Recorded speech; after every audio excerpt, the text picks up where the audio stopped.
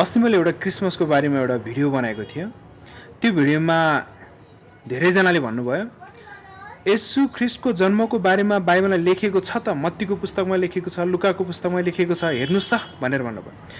मैले त्यो भिडियोमा येशू ख्रिस्टको जन्म नै भएको होइन भन्न खोजेको होइन नि, डिसेम्बर 25 चाहिँ भएको होइन र येशू ख्रिस्टको जन्मको डेटको बारेमा चाहिँ बाइबलमा लेखिएको छैन भन्न खोजेको हो नि त, होइन? जन्म नै नहुने यो पृथ्वीमा कोही छ त? छैन नि, जो कोही होस् जन्मिन्छ पृथ्वीमा। तर डिसेम्बर 25 जन्मिनु भएको होइन। एकचोटि जन्मिनु भएको अवस्थालाई सोचिहेरौँ। डिसेम्बरको महिना भनेको एकदमै चिसो महिना हो, एकदमै चिसो ठन्डी महिना हो।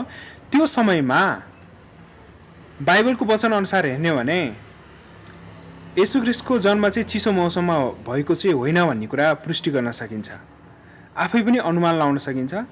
बाइबलमा लेखिएको वचन अनुसार हेर्ने भने लुका 2:8 गएर हेर्ने भने जुन ठाउँमा उहाँ जन्मिनु भएको थियो त्यो ठाउँको अवस्थाको बारेमा यसरी लेखिएको छ, त्यही इलाकामा गोठालाहरू थिए जसले चौरमा बसेर राति आफ्नो बगालको रखवाली गर्थे।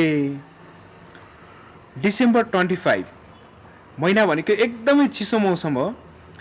त्यो समयमा इजरायलमा अहिले पनि हिउँ पर्छ। इजरायलको अवस्थालाई हेर्नु हो भने हिउँ पर्ने समयमा त्यो बाहिर बसेर चौरमा बसेर बगालको रखवाली गर्न सकिन्छ होला त? हिउँ परिरहेको बेलामा चौरमा भेडा बाख्रा चराउन मिल्छ? मिल्दैन नि। कि भेडा बाख्राले हिउँ खान्छ र खाँदैन नि? घाँस खान्छन् त, होइन? हिउँ पऱ्यो भने घाँस देखिन्छ, देखिँदैन नि।